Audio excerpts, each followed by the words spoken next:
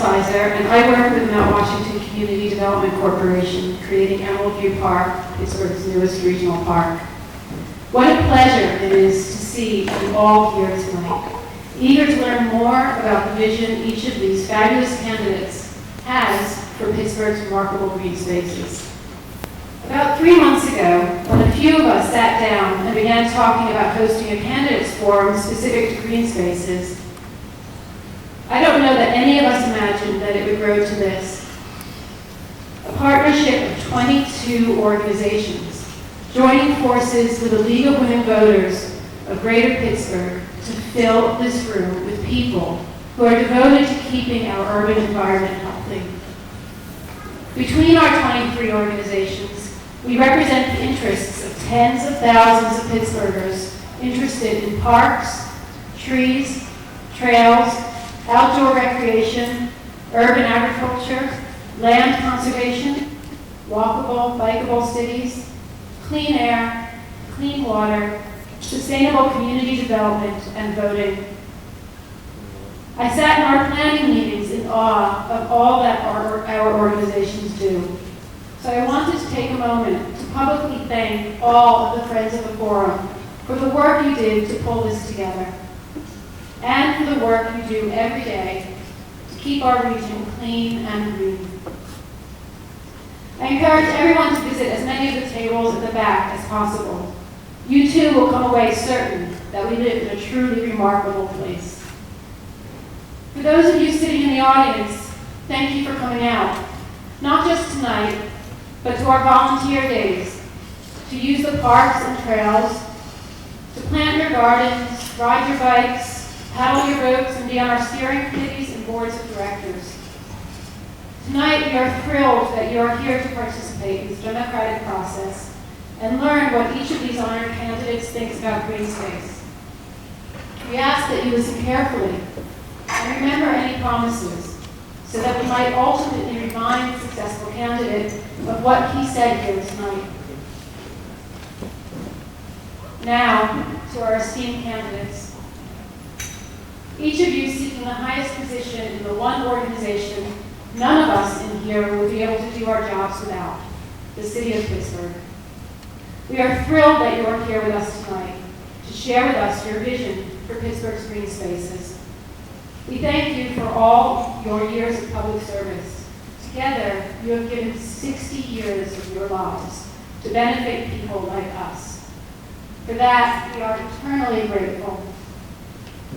However, and there's always a however, remember what I said before. Together, we represent tens of thousands of Pittsburgh constituents. And all the people in the audience here tonight are aiming to make you keep your election promises should you become mayor of Pittsburgh. So, you may want to speak carefully tonight. Finally, I would like to introduce the fabulous Suzanne Brown, our moderator for the evening. Suzanne Brown is a member, board of directors, and a past president of the League of Women Voters of Greater Pittsburgh. She is also a member of the board of directors of one of our Friends of the Forum, the Allegheny Land Trust. She is a board member of the North Area Environmental Council and of the Pennsylvania Interfaith Impact Network. Suzanne will fill you all in on the rules and guidelines for the evening, as well as introduce each of the candidates in turn. Thank you, Suzanne.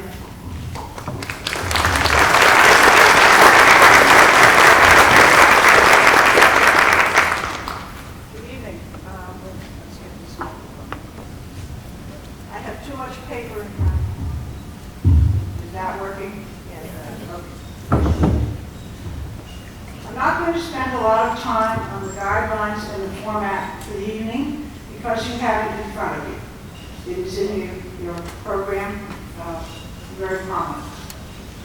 Nor am I going to spend a lot of time on the background of our three candidates, because I don't have it.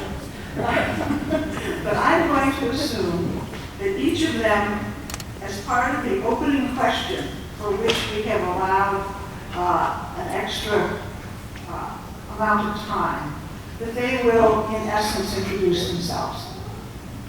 Okay? Right. I would like to introduce Marlena Helfo. I think that's pronounced properly. She is our sign language interpreter, which I think is a wonderful thing. I hope that gets caught on television as a consciousness raiser, that this is something that can be offered and that people who cannot hear can attend events like this. I'd also like to mention that there is a fourth candidate for this office, A.J. Richardson. We are informed that he has been ill for the last couple of days and is not able to be with us tonight. All of the candidates were, of course, invited. I would like to just spend a minute acquainting you with other ways of finding out about candidates. The lovely thing about a candidates forum is that you really get a lot of information about candidates. In an hour and a half with 3 candidates, they each just in effect have half an hour. That's about infomercial time. And that's wonderful. But that reaches a small, not so small. This is a very nice group, but it reaches a smaller group. We have a website called smartvoter.org.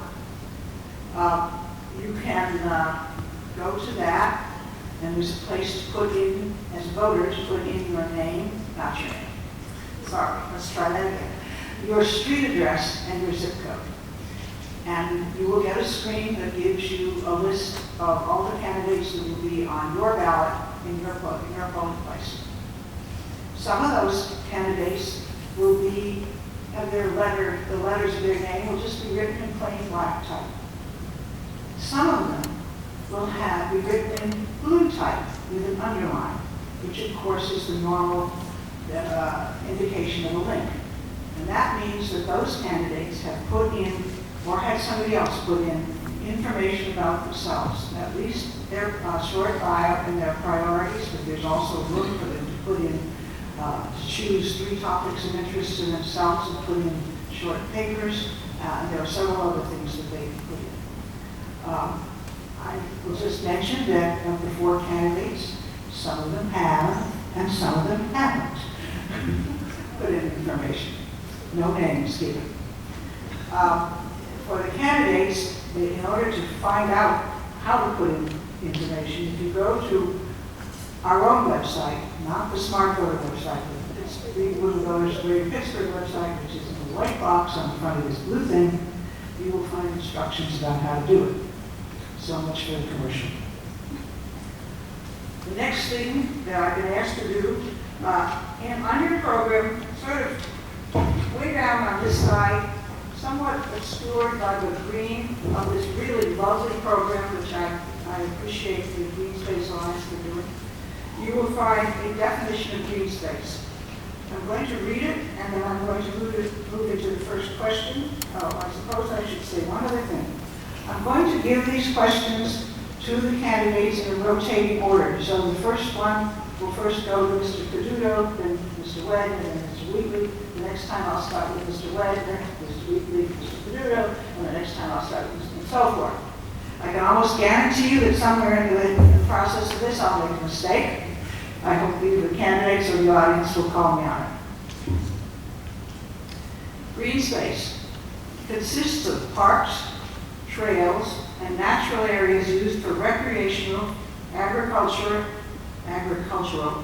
or aesthetic purposes with benefits to the environment, the economy, and human health. Opening question, and the opening question is a minute and a half for each candidate, and maybe I should have introduced our timer. We do have a timer. She's Lauren Fender. She's sitting there this first thing in line. We hold up the cards that we're using. Fine. The yellow one says you have 15 seconds left, and the red one says stop. That's for all the questions. You doing that on the first one too? Okay, even though the first one's a minute and a half. Okay, that's fine. Here we go. Mr. Caduto. What do you see as the key values of green space to the city? And what personal meaning does green space have for you? Thank you, and thank you for hosting this evening. My name is Bill Peduto. I've had the opportunity to serve on the City Council for 12 years.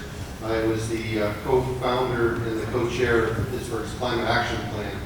I sponsored the first Hillside Preservation Act in the City of Pittsburgh, which received national attention. I've had the opportunity to provide incentives for green buildings, created the first Clean Air Act in 50 years and the first Clean Water Act in the city's history. For those efforts, I'm proud to announce that I received the endorsement of the Sierra Club, Pennsylvania Conservation Voters, and Clean Water Action. Every environmental group that has endorsed our candidacy. When I think of green spaces, I think a lot of the work that we have done within my own council district. I think about Shenley and Frick, two gems that have been handed down to us by two ladies to make sure that they're not only there for our enjoyment, but there for another generation. I think about the enhancements to both of them through a partnership with Pittsburgh Parks Conservancy. I think about Mellon Park and how we've been able to create a true third space for everyone. Young, old, rich, poor, black, white, everyone that comes together, and how we've enhanced that spot. I think about areas like Shenley Plaza, where we took a parking lot and turned it into a park. And I think about the promise of what we still can do along our riverfronts, along our hillsides, to provide these same type of benefits to every part of Pittsburgh. Thank you. Mr. Wagner. Thank you and good evening. First and foremost, I want to thank the Green Space Alliance, the League of Women Voters, and all the organizations that are listed on this form that have contributed greatly to the quality of life of our region, especially as it relates to green space. Particularly related to your volunteer efforts and the people that are part of those organizations and the monies you have raised to improve the quality of life of our region. I want to thank you. I'm running for mayor because I love Pittsburgh and I know we can do better. And one of the great assets of Pittsburgh is truly our green space, our trails, our parks, all the amenities that we see looking out that window this evening. I served on Pittsburgh City Council back under Mayor Caligiuri and Mayor Sophie Masloff, and we did some great things to turn brown spaces to green spaces. The acquisition of the land on Washington's Landing, and to put infrastructure in and to have a plan that really created one of the best residential areas in America. The J&L site on the south side, the Second Avenue site on the south side, and also a big, strong advocate for green space and south of the river. I want to be a mayor that is sensitive to our environment, because our environment really reflects on our quality of life, our health, and also our economy. Thank you. Mr. Wheatley. Good evening, everyone. I too want to thank you all for having us here today. And the easiest way and the quickest way for me to get to this question and to introduce myself at the same time is to talk about it from a perspective of which I think all of us want. When we talk about green spaces in the environment, we're really talking about life, the quality of which, how we present ourselves. For 10 years, I've served in the State House, representing communities across the city of Pittsburgh. And for 10 years, we've talked about changing culture and making sure what we do in our physical spaces ultimately improves the human nature and our environmental concepts. So we've supported the growth of traditional green spaces, parks, and so on and so forth. But what we've always talked about is that is a manifestation of something, but it's deeper than that. I use my own personal transformation to talk about it. The fact of the matter is I'm an avid runner, and I became that a couple years ago after understanding that health, environment, and what we are trying to do in our communities all are intertwined. So when I run through certain neighborhoods in my district, there are some who have wonderful spaces, green, sidewalks, lighting, all of it. There are others that are sorely missing any amenities that are quality or that will support the understanding of how to interact with their environment. And I'm running to change it. Okay. You caught me looking at future questions. Okay. We start now with Mr. Wagner. And I noticed that the definition of green space noted three things again: environment, economy, and human health. So the first question deals with the last of those, human health. How would you use Pittsburgh's green spaces to benefit the health and well-being of all Pittsburghers? And now we're down to a minute each. Green space naturally benefits our health in many, many different ways. The more green space we have, the better the air quality we have. The more green space we have, the better the quality of life we have. It has a psychological impact on us. Pittsburgh is very fortunate to have 5 major parks. It also is extremely fortunate to have over 100 athletic fields, and I believe about 120 parks areas throughout the neighborhoods of Pittsburgh. All of those entities add to the quality of life of Pittsburgh. And it has to be a primary function of the mayor of the city of Pittsburgh to enhance the quality of all those entities. I was a big advocate for the riverfront trails. We have more riverfront trails or more waterfront trails than perhaps any major city in our country. That adds to the quality of life, our environment, and our health quality. Mr. Weekley. I've never been good in responses to complex questions, but I will try to do this. I will keep harping on this one thing.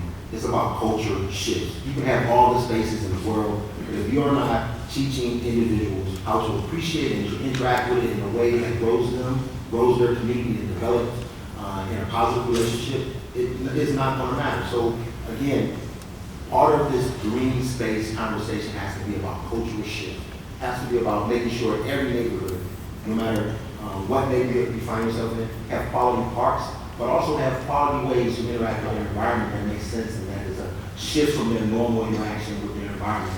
I mean, from the rain barrels, making sure every household has one, and the understanding of how that helps us in our environment, in our future situation in our communities. Making sure everyone has a street or a walk or a trail or a park that they can interact with and grow with.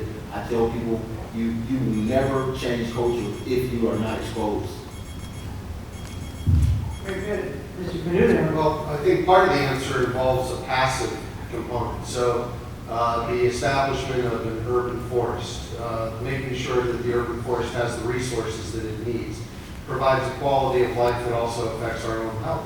It also affects climate control within the city as well. We have a plan, we've deviated from it over the past several years. I'll make sure we get back on track to the 7-year plan to enhance our urban forest. Part of it's more active, making sure that developers and development includes the community-based plans that are being created in order to have green space as a part of it. That adds not only to a community's health, but to individuals' health to go right out their door and have access to trails and other amenities. And also there's other parts as well. Stop right there. All right, so the next question goes first to Mr. Weekley. Now, those two questions were pretty general. Now I'm looking at one that's quite specific. And I think it fits under your economy, though I'm not really sure. Hundreds of parking meters, informally used as bike racks, have been removed over the last 6 months. I assume that means when the parking system changed. What do you plan to do to meet the need for secure bike parking? Well, I think we will continue to move forward on the plan that the current administration has to produce more bike racks. And me personally, I talk about this all the time. I talk about my own personal experience. That's the best way I can relate this as a runner or as an outdoors person. You need to make things convenient if you want to encourage people to be more healthier in their lifestyle. So you have to make it convenient. So we, again, going back to making sure you have equity in every neighborhood. You make sure that you have places where people who are riding bikes can community park them and lock them up. We make sure that there are roads that are safe for their transporting themselves in all modes of transporting, be it running, walking, or biking. I think that's the strategy as we talk about how we would develop communities. We would develop them on their corridors, making sure you have that easy access on all modes of transportation in a welcoming environment in all neighborhoods as you enter and transport yourself through. Thank you. Thank you, Mr. Padula. Thank you. I still remember about 10 years ago, we had a debate on council about putting and installing bike racks, and it was a debate whether we should put bike racks in. That cultural change has happened over this past decade. We don't have a fight anymore about that. Now we're looking at opportunities to do it. In Shadyside, we created a program to have a design competition, working with AIA and others, the Shadyside organizations, like Pittsburgh, to design bike corrals on the street that would also add to the aesthetic beauty of the neighborhood business districts. That shouldn't be happening only in Shadyside. That should be happening in Homewood. That should be happening in Beachview. It should be happening in every neighborhood around the city. We have an opportunity to create not only bike spaces, but also add to the aesthetic beauty of our business districts and create identity at the same time. It's a win-win-win opportunity. I'd support the installation of bike racks throughout the city, but I'd also encourage community groups to get involved and help to identify their neighborhoods by creating unique bike corrals on the street as well. My compliments to Bike Pittsburgh, if any of you are here this evening, for your advocacy for a better bike trail system and a safer bike trail system throughout our city. What you've seen happen with Bike Share at Bakery Square in the East End is a plan to implement 50 such bike share programs. But more importantly, we need bike racks as part of every development in Pittsburgh.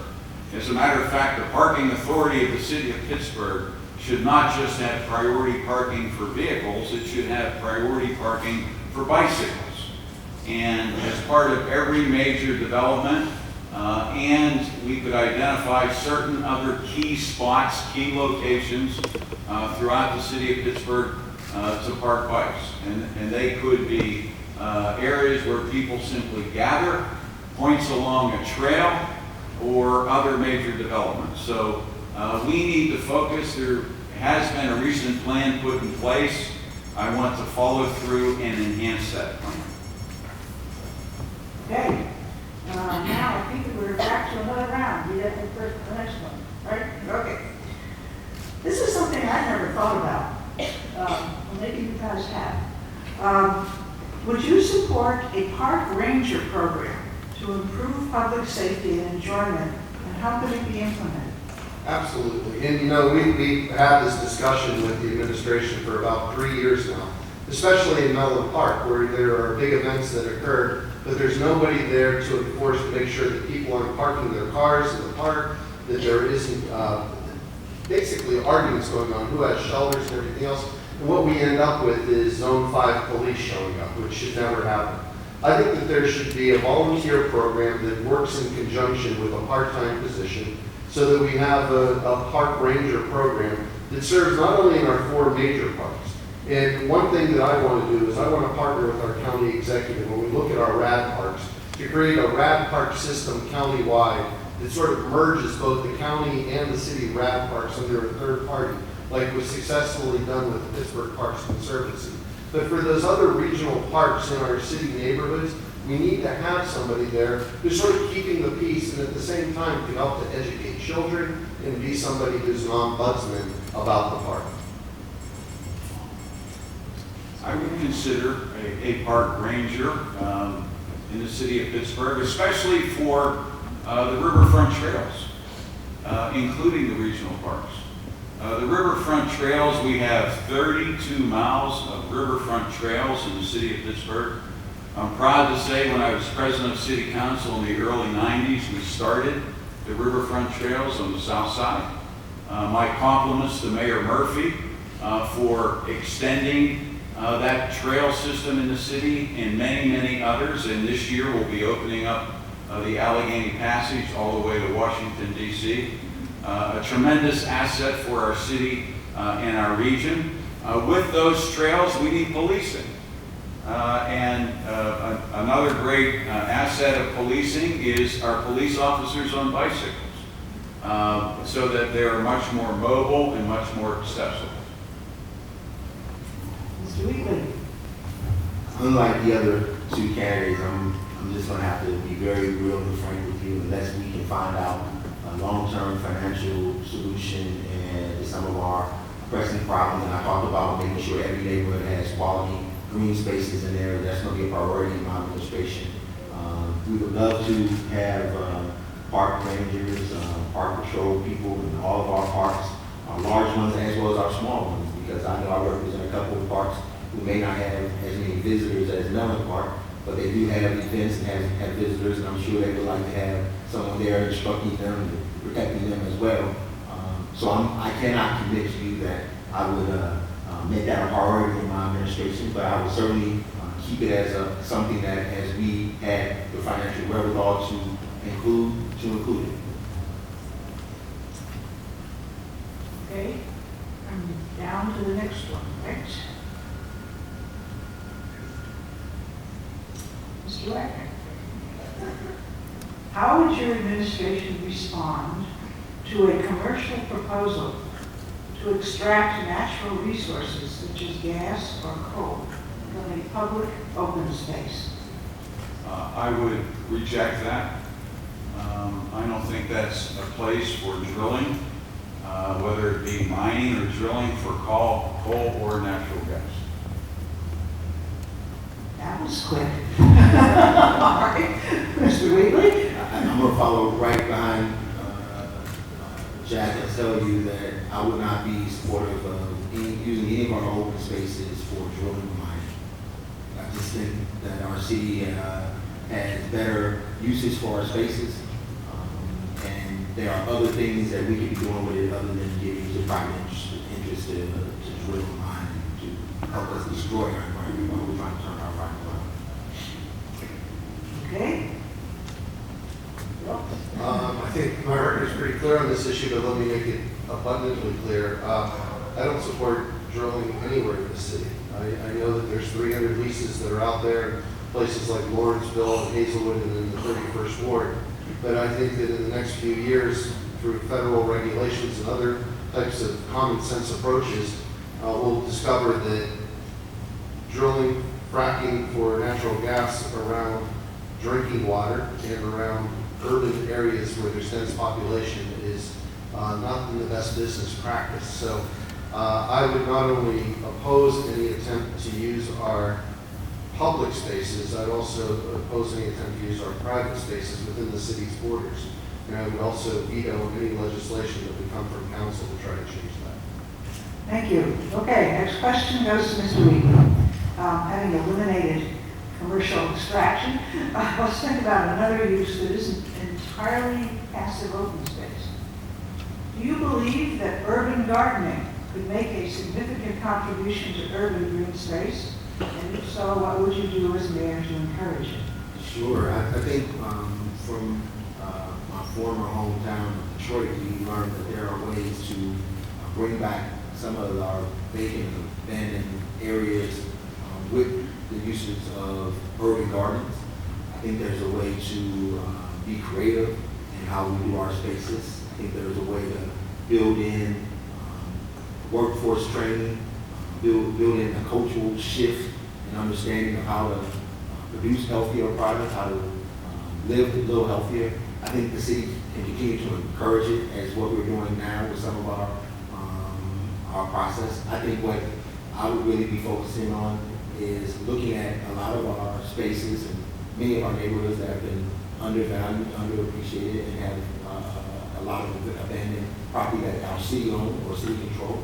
And for the time being, using them as ways to develop urban gardens in a fashion that integrates it with what we're doing in our community development. Thank you.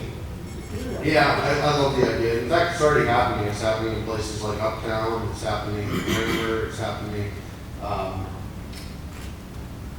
trying to think where else. It's happening in a third place I'm not even remember right now. But the fact is that the opportunity is there for every neighborhood. We can use old abandoned industrial spaces in order to create urban greenhouses. We can team up with the foodsies in this town and employ kids that haven't had an opportunity to grow different herbs and different types of vegetables that then can be sold in our local restaurants. We can create programs where those kids could also work to get their GEDs while doing the same program by teaming them up with other nonprofit organizations. Chatham University's program is a benefit to a lot of different organizations, but it could even reach out even further. There's a great opportunity to use abandoned space, green space, and others in order to create a learning, teaching, and entrepreneur program within the city. Mr. Wade. Urban gardening is a tremendous amenity virtually anywhere in our city, especially on vacant property, of which we have a whole lot of vacant property. One such site is in the South Side Slopes, but when you go to certain neighborhoods in the city, when you see open lots, when you see litter on those lots, when you see derelict, broken down housing that should be demolished and cleared, every one of those sites represents an opportunity for urban gardening. More importantly, I'm sick and tired of seeing the litter in the city in certain areas. And if I'm your mayor, there's not going to be litter the way it is today. We're going to have an Adopt a Block program throughout the city of Pittsburgh, and I'm going to lead that program. I clean my block on Los Angeles Avenue in Beachview every week. And I know there's volunteers throughout the city that want to do the same and have done the same. Thank you. I am through that one. That's right. Started with Mr. Wheatley. Okay. Mr. Peduto, next question. Current plans for redesigning the region's sewage system call for the storage of stormwater and sewage in tunnels under the rivers. But that does not replenish the water table or improve the ecosystem. As mayor, how would you address the multi-billion-dollar investment that we must make in revising our sewage? Thank you. Garfield, that was the third neighborhood. This is something that I had a press conference with Rich Fitzgerald with as soon as the Alcoasand plan came out, because it was the wrong approach. You know, I love beating Philadelphia and Cleveland in football, but I hate when they're beating us on green incentives and initiatives. What I want to see is the city of Pittsburgh become the model for all the other Alcoasand communities, creating a green model for dealing with our storm overflow program. But I also want to see it enhance neighborhoods that haven't seen investment. Flat areas like in Larimer, Homewood, and Hazelwood, where we create green areas where the water is held, and then we start to develop around parks and communities that have never seen parks. You know, there's two benefits to this. Number one is the green solution, which will then enable future development to occur in these areas. And the second is it's going to save us a lot of money. Mr. Wagner? We need a common sense approach, and my representatives on Alcoasand board will reflect that. In terms of a green initiative, separating water at the source. I'm a safety engineer by profession. The way you reduce accidents is you design out the problem. And that's precisely what we should be doing in terms of this tunnel, crazy tunnel proposal under our rivers. I oppose the tunnel under our river. I was the only elected official. I wanted to see the light rail system go over our rivers because we have a beautiful city rather than under the river. So I want to see us separate rainwater from sewer water at the source. I've done that in my home. My home that is 102 years old, I personally have separated 4 out of the 5 downspouts on my own. We should be creating tax incentives for every homeowner in this city and this region to do the same, rather than thinking about building this monstrosity under our river, which could, if it leaked, it would pollute our river. And that's precisely what we've done. Thank you. I think going to the point of using some of our spaces to help us with our management of our water issue, and going back to creating not only gardens, but spaces that can capture water in a way that it doesn't, upon dropping it into our system is important. I think that's why we mentioned the rain barrels for every homeowner, so whether we can help purchase those. I think you get a kit for $34 or something like that. The way that we can help with that is the savings that we can bring in from an energy performance contracting, where we will guarantee 30%, 33% savings from our energy utilization. We can pour that back into helping homeowners, especially those in neighborhoods that may not have the capacity to separate their downspouts like Jack or others. But it will help us as a way to manage our water and not have to put it all at one issue. We also should, I think Jack is right when he says we should offer incentives for allowing our residents to help us in the management of our issues. So when they invest in things that make sense and help us with our management of our problems for our water, we should reward them in their tax rates. Okay, thank you. Now, next one, we start with Mr. Wagner. Let me comment, we can talk about environment, economy, and human health, and we have several more questions to do that. But eventually, we have to get to funding, leadership, and partners possibly. So, it is your turn next, I right? believe so. Okay, fine. What funding opportunities do you see overall for the development and protection of Pittsburgh's green spaces? For the protection of Pittsburgh's, Green spaces, it's pretty general. The funding opportunities, first and foremost, was related to the last question. Let's take some of that revenue that's proposed to be raised by increasing our water and sewer bills and our Alcosan bills and put it to green space. That makes a lot of sense to me, rather than building these proposed tunnels under the river. Efficiencies in city government, and I know this is not a forum to talk about all areas of city government, but we are missing numerous opportunities for efficiencies in city government. I've been your Auditor General for 8 years at the Commonwealth of Pennsylvania, auditing virtually every program at the state level.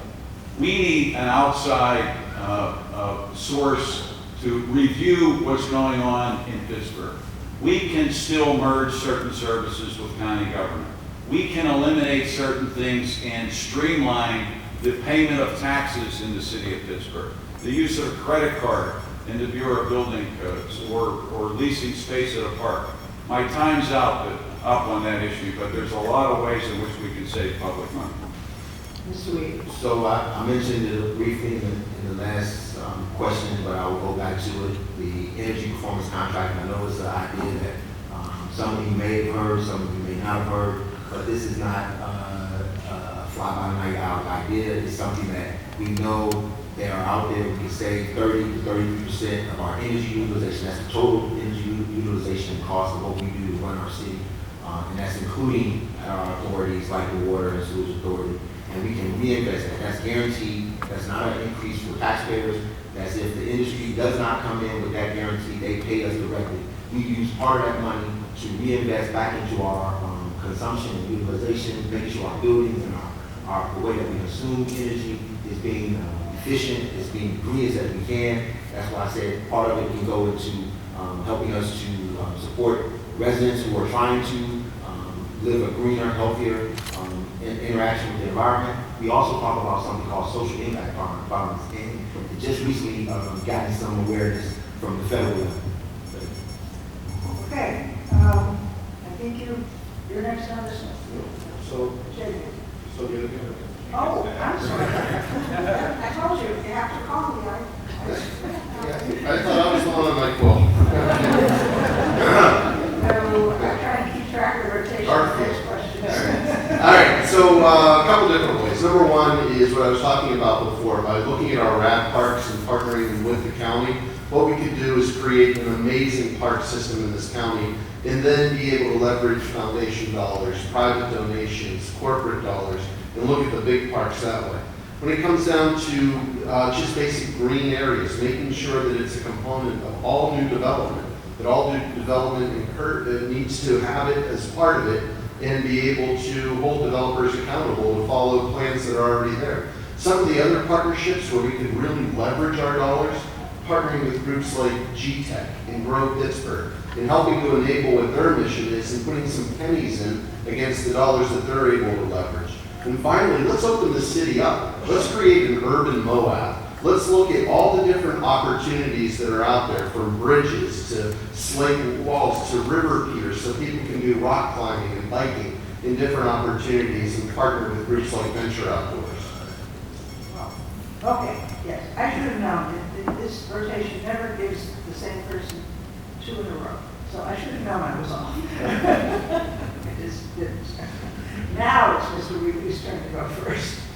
How would your administration approach collaboration with nonprofit partners? And do you have an example of a great opportunity or an idea about that? Well, again, my response to the last question feeds right into this. It's called the Social Impact Bonds. And what it does is basically it uses a partnership with private as well as nonprofits to bring resources to the table for issues, social issues that if in fact they meet some level of agreed to process. So in this instance, this could be a reduction of energy or to help us preserve 10% of our open spaces and make them greener and more interactive in our communities. And we can target them in marginalized communities. And if they meet that over the 4 years of the agreement or whatever the agreement becomes, then they have a level of investment that we will pay them. But they are investing the money, and for a reduction of cost to the taxpayers, if they meet that reduction, then we give them some level of the savings that we have saved. So it's called social impact bonds, and you see now the federal government is advocating and putting money in to incentivize cities to go that way. Thank you.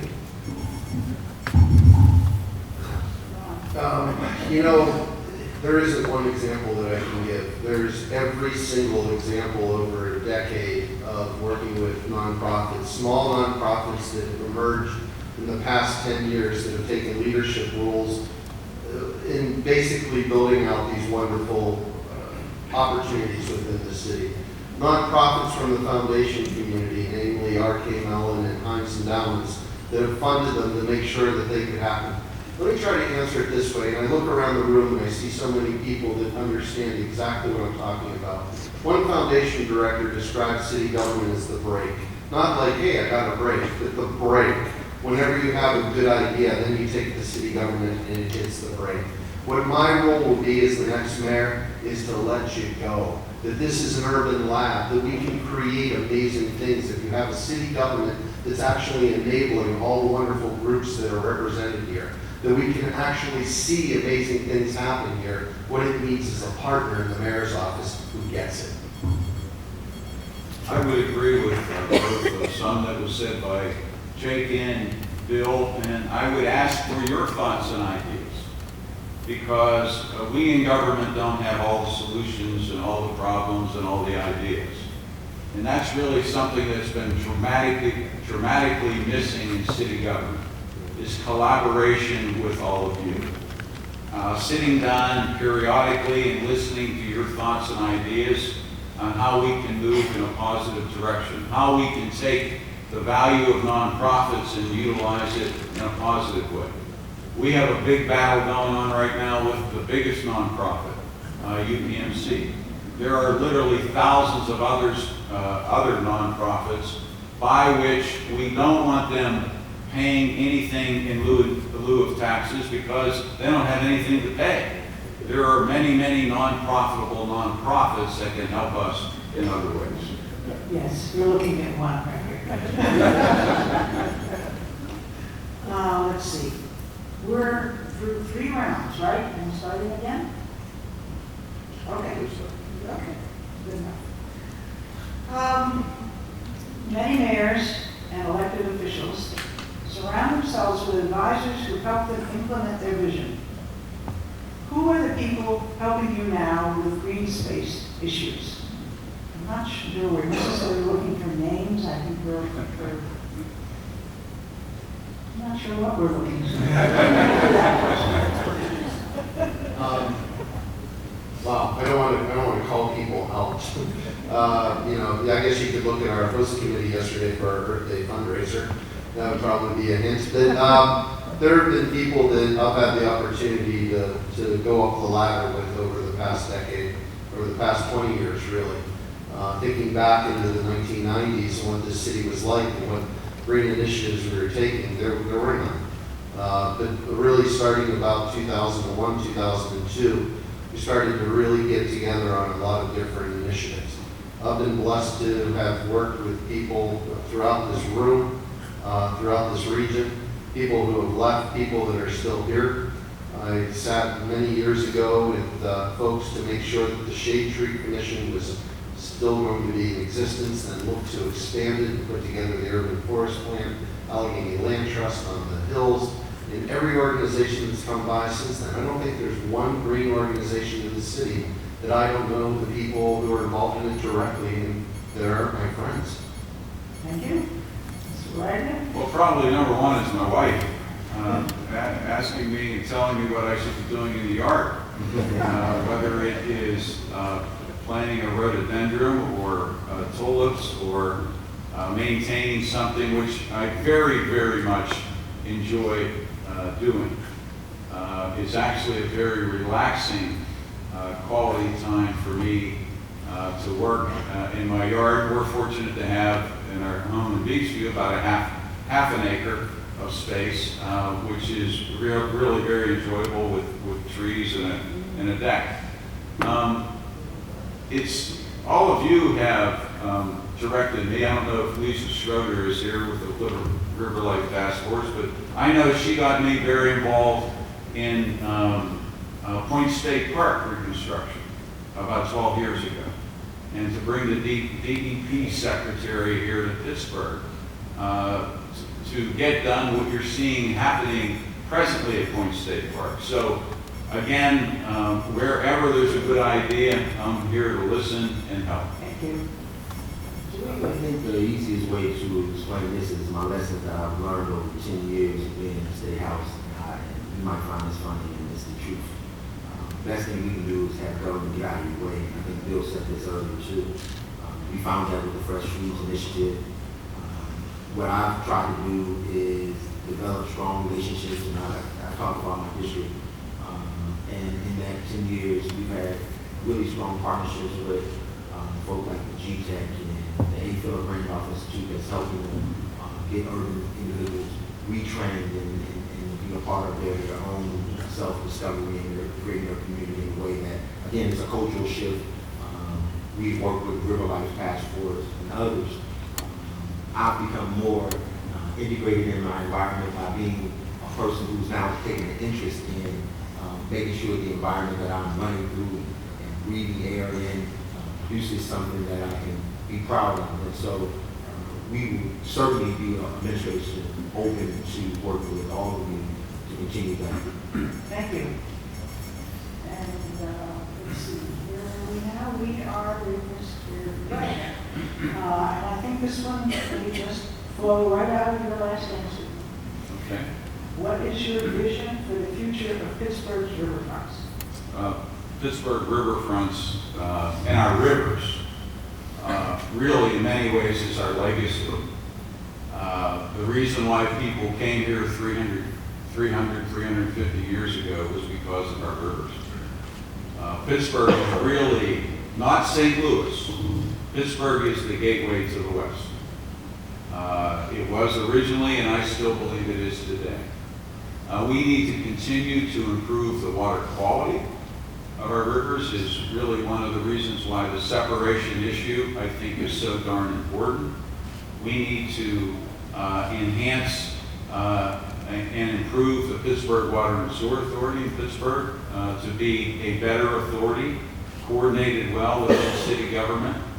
But I would like to see the riverfronts have the trails and have sensitive development that is sensitive to the riverfronts themselves, just not here in the city of Pittsburgh, but throughout southwestern Pennsylvania.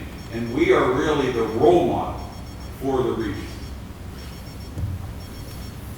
I think the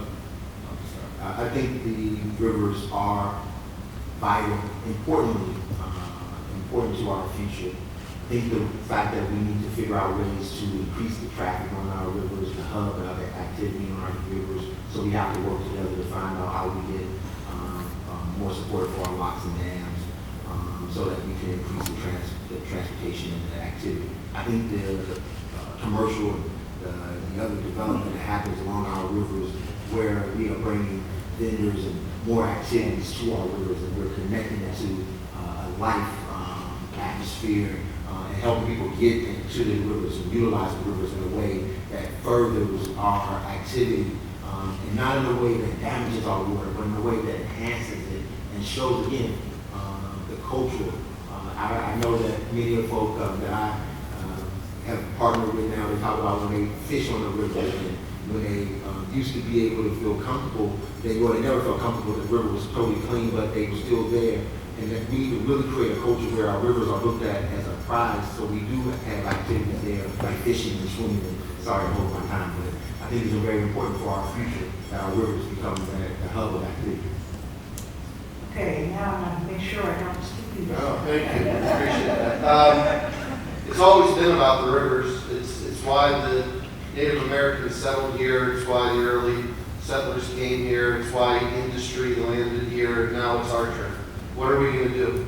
This is the new Pittsburgh. What are we going to do with this gem that we've been given? This will define our time on this planet, at least within the city. I support plans like the Allegheny Green Boulevard plan, which creates a mixed-use development along the Allegheny with transit as an option from getting from Upper Lawrenceville to downtown, and creates a buffer zone with green along the river. I support the Almano plan over in Hazelwood, which again is respectful of connecting a community back to the river, the way that it was supposed to be built years ago, the way that it had been. We have this opportunity to knock it out of the park, to become that city we know we can be, and it will be a critical component of changing the image from a dark industrial smoky city to the green city for real. Okay. Now, I think this one goes to Mr. Wheatley. Right? Okay. This is very administrative. Interesting. If elected, would you make it a priority to reconstitute a unified parks department to include planning, city parks, and public works? And then there's a little thing at the bottom that says, and why? If it saves us money, if it makes us more efficient, and if, in fact, we can deliver a service that allows for every city resident to enjoy the amenity in a way that connects us and builds upon our community's identities, I would be for it. And I'm saying that from afar. I haven't looked at what it would look like to bring them together. I haven't looked at what the administrative requirements to do it. But from the face of it, I've said this from the beginning, coordination of services, both in the city and the county, makes some sense to me if we're doing it in a shared vision type of way, if we are collectively working together, and if we can outline our objectives. So yeah, I think I would take a serious look at that. Okay? Yep. Yep. All right. No. Sorry to over-ask the question, but no. I mean, our public works department is in charge of things like those bridges and have engineers to make sure that they follow through and that it works. They're in charge of the infrastructure of the city. And the Parks Department is in charge of the parks, and the Planning Department is in charge of making sure that neighborhood plans are being instituted and that they're being implemented as well in partnership with the URA. There's 3 distinct departments that have 3 distinct missions. I wouldn't want to mix them all together, but I would do this, something we haven't done for a number of years. Every Monday we'll have directors meetings where all the directors will be in one room. And it won't just be a closed room, there'll be a camera on so that you can watch it and see your government in action. And you can hear and see how the interaction between departments will occur so that we aren't working in silos like we are now. And the communication between the departments and the directors will be something that will be not only helpful in making sure that things get done appropriately, but also with transparency. I don't think the three should be together. As a matter of fact, I have deep concerns about where city planning is today. City planning doesn't play the role today that it once played, and it truly should be the planning department with a vision towards the future of our city. And yes, parks is separate than public works. And yes, we do need weekly staff meetings, as Bill indicated, but I'll take that a little further. The mayor needs to be meeting with city council and talking with city council also. That doesn't exist today. And that's going to change. Yes, we'll have weekly staff meetings, but we'll also have a coordinated effort of the vision and the plan for the future of Pittsburgh, so that hopefully we can get council support when necessary about very important issues facing our city. It all circles around a very simple principle of accomplishing things, and that is communication. Okay, we are starting a new round. We're doing a number of questions. Are there more?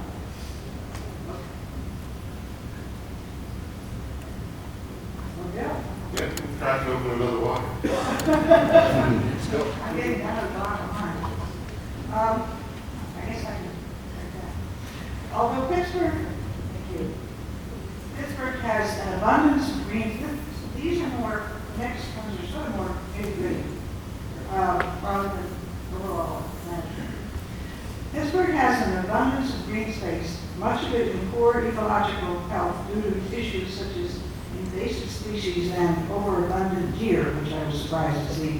There's no tulips or Canada any deer. Not like where I live. How would you address these issues in terms of funding and then invasive species, deer, or whatever else is? I mean, anybody who walks in our parks can tell you the invasive vine has become predominant. I've worked with student groups in trying to remove it, working on repelling groups in order to try and get it off the sides of Shenley Park, and we don't have the manpower to address it. I mean, just being quite open and honest about this. It needs to be a partnership that occurs between nonprofit organizations and the city of Pittsburgh to be able to address the invasive vine problem. We've let it go for so many decades that it's now bigger of a problem than what we can address. With the deer population, there was a proposal, and Public Works had put together the bid for a harvest using bow and arrow and having an archer who would be set in a certain area. The park would be closed during that time to be able to limit the herd in Observatory Hill and in Frick Park. And that program is nixed. I don't know why, because without that harvesting, those deers are going to be harvested. They're going to be harvested by a field. I think this question somewhat ties to the previous question and the importance of a Department of Parks and Recreation having its own identity within city government.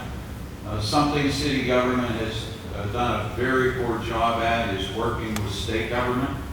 There is no list of priorities in front of state government. Probably no one knows that better than Jake Wheatley in terms of what our priority development issues are, what our priority environmental issues are. But as it relates to invasive species, I think we need to call on other sources for communication and assistance, and I certainly would do that with the Department of Environmental Protection at the state level. I'm going to do something that I probably will be hit for, but I feel compelled to do it.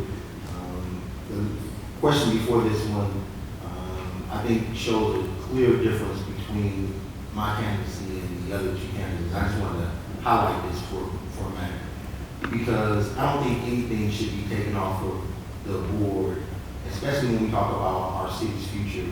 And there are so many changes that have happened in our years of being here, that looking at a combination or some type of reconfiguration of three very important departments in how we will drive ourselves from a city development and open space mentality I think it's important. So, while we was keep separate departments like city planning, parks, and or our public works, when in fact there might be ways that we can better utilize our staff and our workers and our visioning in a way that overlaps. I don't know, outside of saving people's jobs, that might not be the best utilization of our tax resources. Okay, thank you very much. I think this next one is for Mr. Wagner. There's a little parenthetical remark at the top of this question card. It says, from a member of the millennial generation. I think that's our youth. Pittsburgh has a vested interest in retaining members of the next generation, and part of the green space issue is addressing climate change. Noting that goals without policy backup aren't worth much, what's the most ambitious city or state policy that you would support to address greenhouse gas emissions and climate change? Well, greenhouse gas and climate change is obviously a major, major issue. It's certainly something that I believe is happening, even though we had a very cold winter. I still believe, if you look at the information over previous decades, it's pretty darn clear. If you look at the ice in the northern part of the world that's melting, it's pretty clear.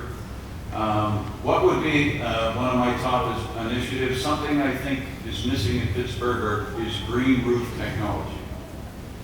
And I would love to see that in our city. And I think it would be much more suitable here than in most cities. Number one, there are tremendous environmental positive reasons to do it. But the views from our city are second to none in any city in the world. And to create more usable, livable space on rooftops would be a tremendous amenity. Our legislative history is clear on this. We voted on the portfolio standards to try to reduce or increase alternative and energy sources. What we, again, I'm going back to an original point we made a couple questions ago. Incentivizing our residents to also invest in alternative ways of utilizing energy, going back to how we would reinvest the savings from our energy performance contracting to make our city and help our residents to become more efficient in their alternative utilization of energy and consumption of energy. We've talked about trying to create this city as a model city for energy utilization, consumption, and production over the next 5 to 10 years. We would be very aggressive to try to, at a local level, partner with the state in ways that we can offer our residents some incentive to allow for them to help us really lower our emission standards. And when I talk about the energy performance contracting, it is, in fact, helping us to reduce our emissions. Just some different ideas. Number one, implement the climate action plan, reduce our carbon footprint by 20% in the city of Pittsburgh by 2020. Make sure that we're a partner with the Green Building Alliance with their ambitious goals of being able to take on the downtown big buildings to reduce their carbon footprint. Be a strong advocate for public transit and for a complete streets model of transportation within the city to find alternative ways instead of a car to be able to utilize it. But one thing that I have a really strong passion for, creating net zero housing, modular housing within the city of Pittsburgh. Low square foot, 800 to 1,200 square foot modular housing that would be manufactured here, that would be net zero in areas like Larimer and Hazelwood. So when people are looking for alternative places to live, they have an option that would also be the greenest, friendliest within this region, and it would be right here in the city of Pittsburgh. Okay, Mr. Wheatley.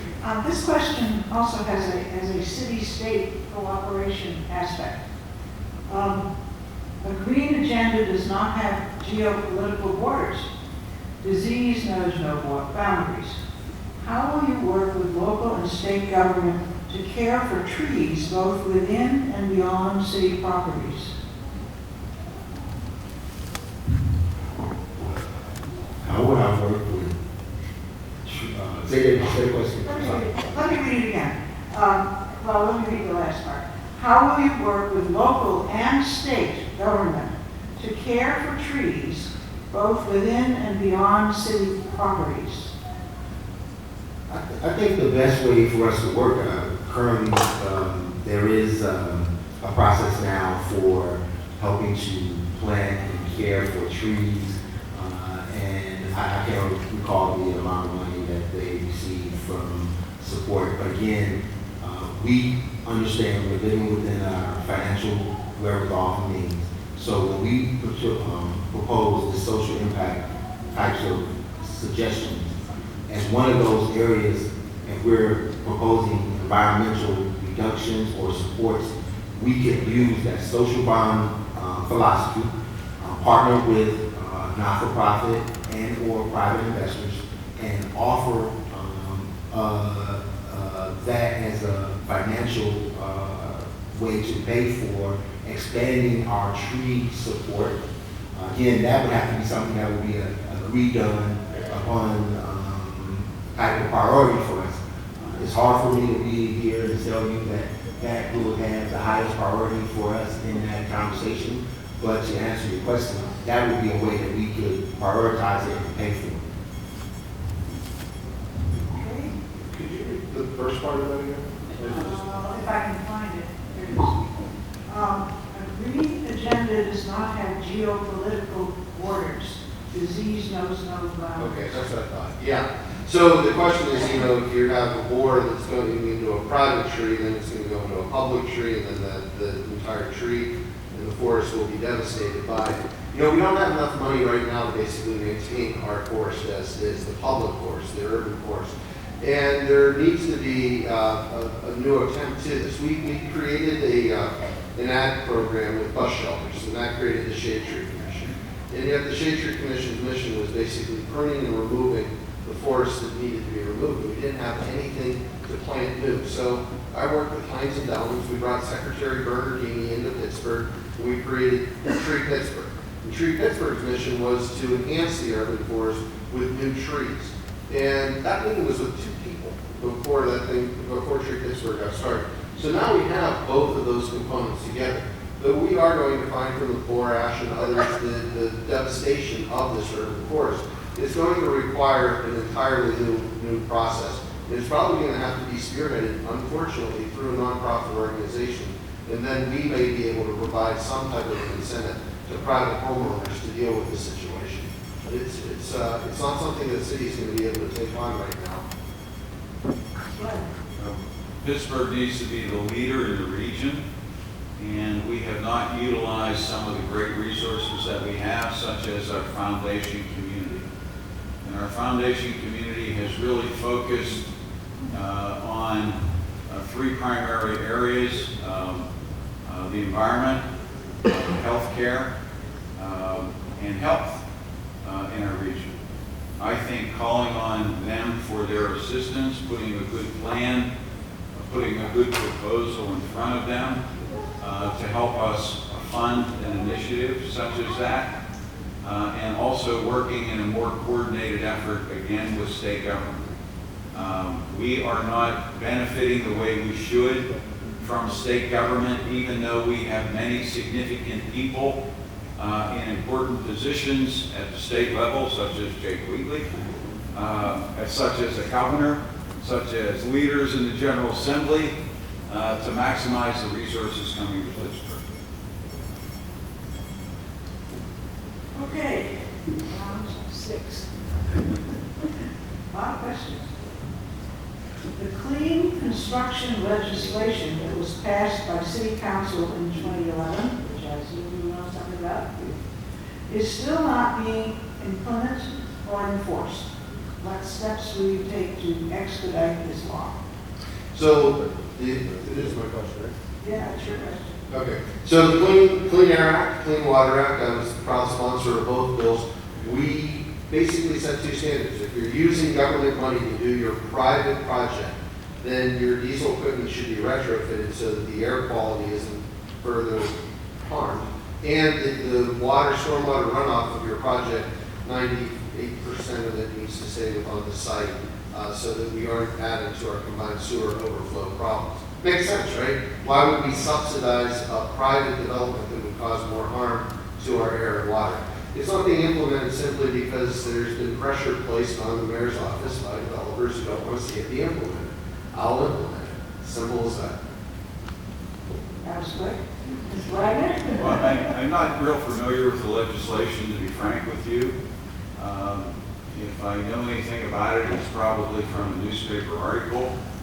But when I was a statewide elected official, I was a big proponent of making the Pennsylvania Turnpike the first alternative fuel highway in the country.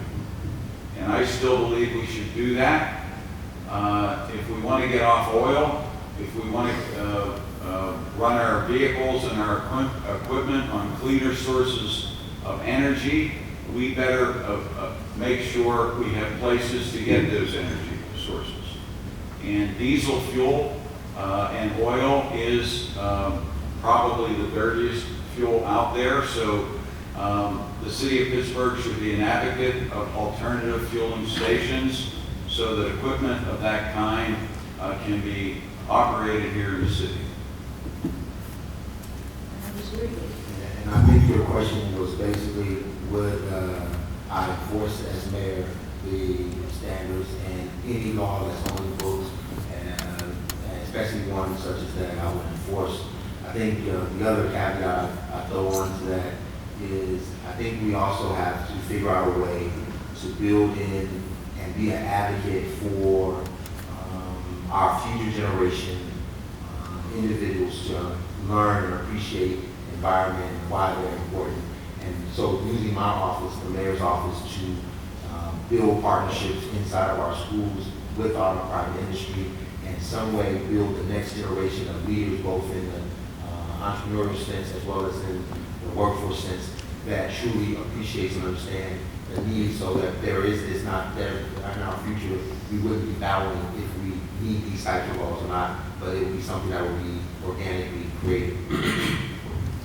Okay. I think the next one goes first to Mr. Wagner. I still have quite a pile here. I think we have about 15 minutes left. How does public art fit your green space plan or agenda? Do you have some examples? Public art can be a magnificent asset to a green space agenda. And public art doesn't necessarily need to be art. It could be part of shrubberies and a park system that's laid out very uniquely. And I compliment PNC for the magnificent park that they did at the old public safety building on Branch Street by the Boulevard of the Allies, which I think is an excellent example of public art with obviously shrubs and grass areas and trees. If you ever look at that space from an elevated position, you will see circles and a wide variety of sidewalks leading you to rest areas. And it's just very inviting. You almost just can't walk by it without walking into it to experience. I'll try that sometime. Yes. Mr. Wheatley? So very early on, I was educated on the value of public art and what it means to a sense of community, defining and appreciating your environment. We supported several summers of working with an organization that was led by Kyle Holbrook, who took young youth from different neighborhoods and taught them how to create public art, and also a young man named Jorge, who would then place the public art in some of our abandoned buildings in some neighborhoods along the corridor as a way to create a sense of space that people can appreciate and understand. And some of it was the paintings, but some of them were done with creative ways to using our open spaces. And I think that is a very good way to, again, reuse space, to re-engage individuals, especially youth, so that they see themselves as empowerers of their environment and not victims of their environment. Did your microphone sort of die there? Oh, no, I put it up tonight. Oh, it's okay, all right, Yeah. fine. Numerous examples, as I think about the beginning of the Sprout Fund and the Sprout Fund's mural project and getting it started and now where it's at, where Pittsburgh has murals in neighborhoods that never saw art in their neighborhoods before. I think about Mellon Park and finding old sculptures that had been dismantled and sitting under a bridge ready to go to the scrap yard and putting them back together through foundation dollars and then reestablishing them in Mellon Park and creating a sculpture park in the part of Mellon Park that had never seen art. But it's other things too. It's the South Melville Bridge to Bloomfield and restoring the decorative rail instead of throwing it away and putting Jersey barriers. It's the bridge to Spar that we built with an artist so that we reconnected East Liberty and Shadyside back together. And even the South Highland Bridge, which incorporates a history of the railroads and art components into a new bridge that will be a part of public art that you won't even see. Public art has to be more than just when we build buildings. It has to be whenever we're using public dollars. Okay, and this one goes to Mr. Week. I was just handed this one, and I'm sort of putting it ahead of the others, because I think this is a neat question. How would you encourage children to connect with nature? Well, I've been saying the same thing over and over again, so I'm going to sound like a broken record, but I think it's a cultural shift. I was mentioning to a gentleman early on in my legislative career, I was introduced to a gentleman who wanted to show children from neighborhoods such as the Hill that they are their own leadership as it relates to their environment. And so we partnered. When I say partner, I gave him resources, he had the ideas. And he created what he called environmental justice leaders in an academy. And he took youth from the Hill and let them become their own type of leadership around environmental justice issues.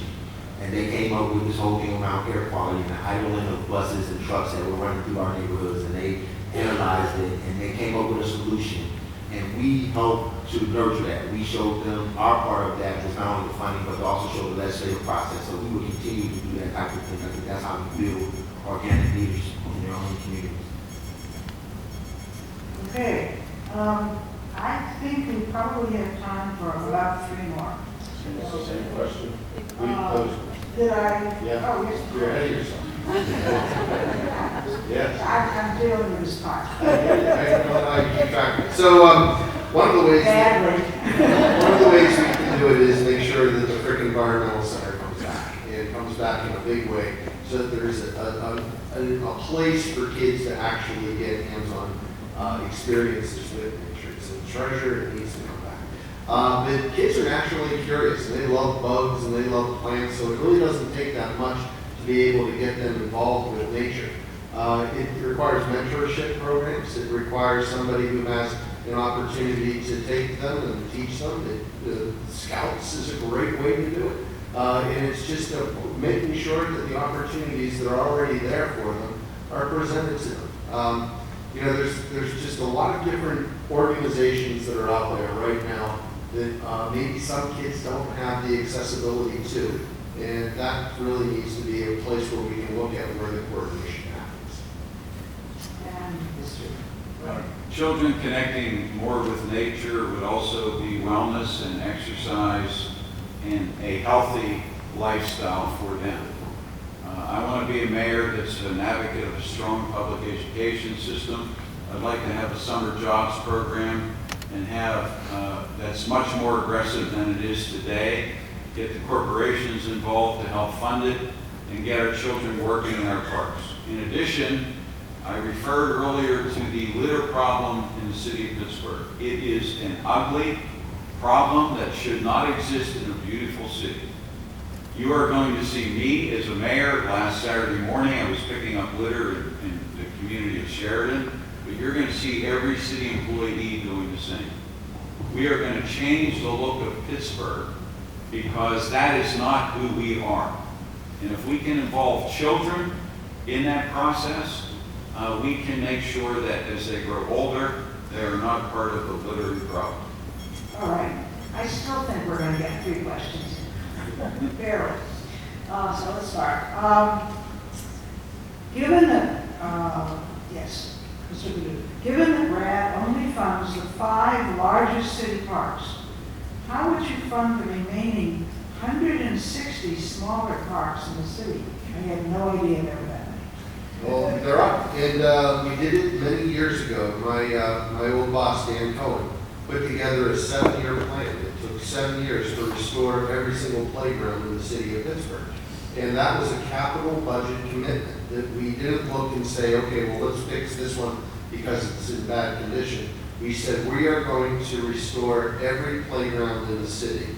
And if we have a commitment of council and the mayor, that it's going to take this number of years, and every one of our playgrounds are going to become child safe. And that's the same thing that we need. That's what we need with facilities management, park management, fleet purchasing. We need a professional management system that looks at long-term capital improvements and then places what are our priorities. With a park system and restoring all of those different parks, we need to do the exact same thing. Fortunately now, since we have newer playgrounds, we can make that a 20-year program, so it won't be as much money each year, but it has to be back on the same track that we had before. The program that Bill refers to, I was on council then and as president of council, and we solicited the help of the private sector, and one of those entities was Pepsi-Cola. And they put forth a considerable amount of private dollars. I forget whether it was a foundation of theirs or simply corporate dollars, but it helped us replenish many parks in the city of Pittsburgh. We need to do the same. We need to ask the corporations, we need to ask the foundations to become more involved. And in addition, we know all of you, the community is involved in virtually every park around our city and certainly at the athletic facilities. It's really phenomenal, the volunteer effort, especially related to the athletic facilities in the city. And there are people that don't put in hundreds of hours, but thousands of hours. And we need to work with them to simply make it better. Over my 2 years, we've helped a lot of smaller parks, both in creating them and to updating them. And I will go back to a statement I made earlier. We really do have to have some partnership that is also geared around helping people to change their understanding and utilization of parks. Because you can put new parks in the neighborhood and you can update it, but to really utilize it and to maximize it, you have to have people who are a part of the understanding of what that park means, and not just,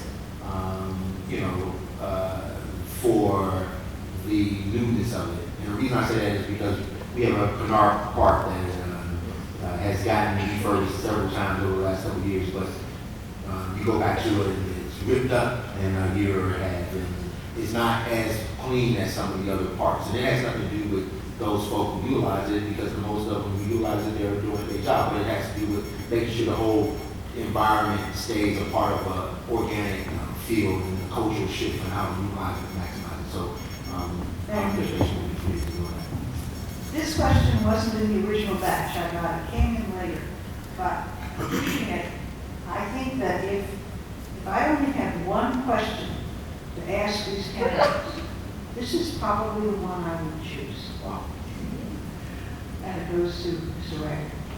How, as mayor, would you educate, underlined, your constituency about environmental and green space issues?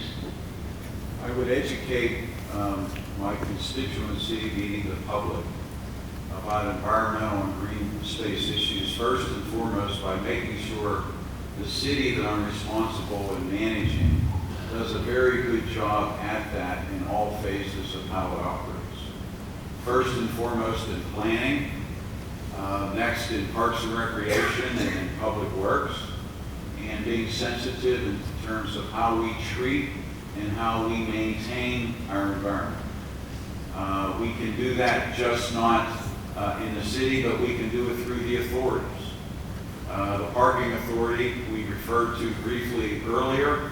There's no reason why there should not be electric charging, recharging for automobiles within every public parking garage in the city of Pittsburgh. I'm not sure it's even been thought of. So there are a multitude of ways in which we can set an example to make the public understand that the city is really at the forefront of these issues. So as mayor, very first thing we have to do is really market the thing that we think are critical to our citizens. And by marketing, I mean, they need to see its leader utilizing it and partnering with those communities and showing how ways that they themselves can empower and create a sense of space and ownership of their environment. And so one element is the marketing, really creating a great marketing strategy, partnering with our, not only some of you out here, but with our neighboring groups in every neighborhood, so they see themselves in that whole marketing strategy. So that's one. Two is the utilization. I told you I'm an avid runner, so I run through a lot of the parks, I run through a lot of the streets. So I'm participating in the things that I'm asking my constituency to do. So again, showing them that and being a part of their community and wrapping around. And then lastly is the education of our youth and partnering with our schools around how do we really interact with our environment and be the leaders of our next generation as well as the environment. I'll sweat the small stuff. So the SUV will be gone. A lot of the SUVs that are part of the fleet will be gone, and hybrids will be coming on board. We'll take the light bulbs out of the Coke machines so that we aren't lighting up Coke machines 24 hours a day in all the city facilities. We'll save money doing it as well. I'll commit, and I told Scott Berker this, to get back on my bike. I need to get into shape anyways. And I did it once for a month where I gave my car keys away with a Zipcar and spent an entire month using public transit, bicycles, and getting lifts from people. But I'll be an example of trying to show what the city could be. Because in a way, it's sort of like the fun part of being the mayor to me. And the fun part of being the mayor is being a person that kind of is able to show what something can be like with the city. And I've lived my life this way, so it would be an enjoyment to be able to do that component of it. Okay, this question came to me at the very beginning, but it was very prominently marked in the upper left-hand corner. Last question. So here it goes. And it goes to Mr. Wheatley first. 10 years ago, Pittsburgh was at the green cutting edge, but other cities have emerged as leaders most recently. What can we do to retake the front line in sustainability? A little bit of competitiveness here.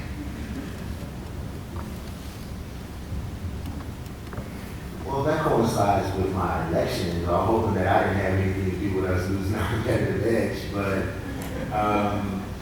I think if we really concentrate on integrating, and again, I keep talking about the integration of what we do with our youth and what we're trying to do with our future environment, because a lot of what we're talking about is really for the future.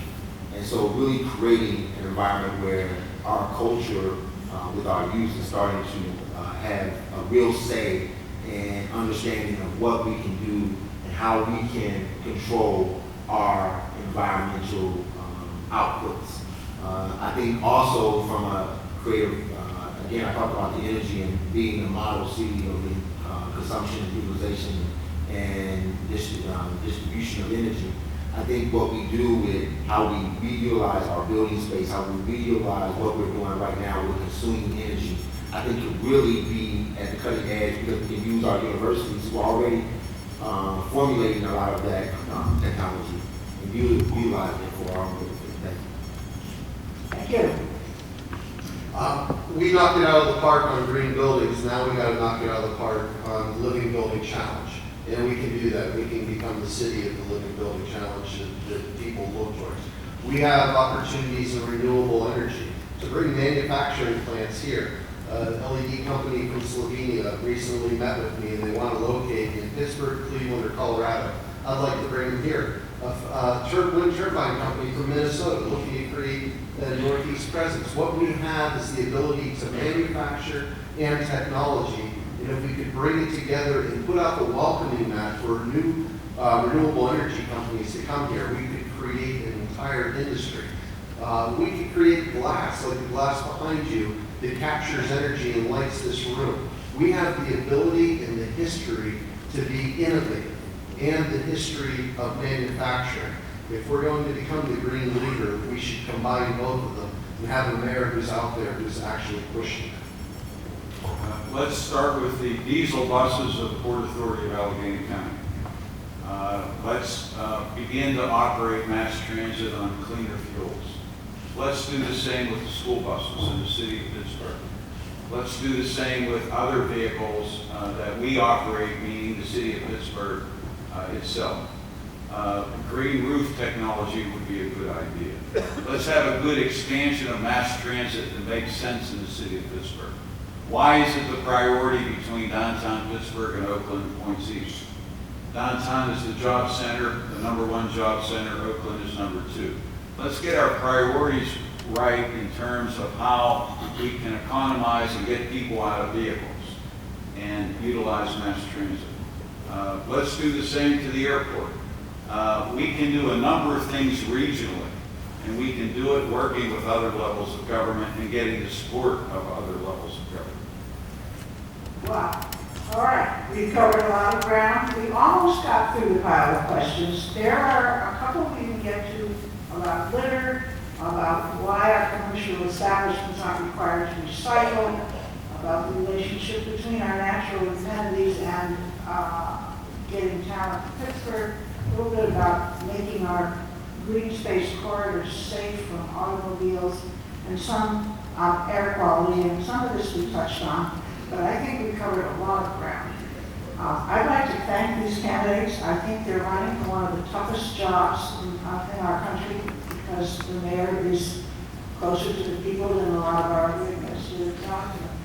I'd like to have all of us give these 3 candidates a show of our appreciation.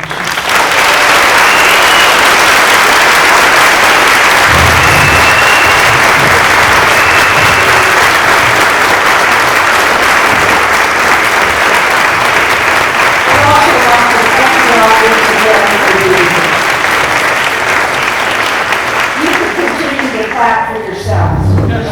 Out here, it's important. Thank you all for coming.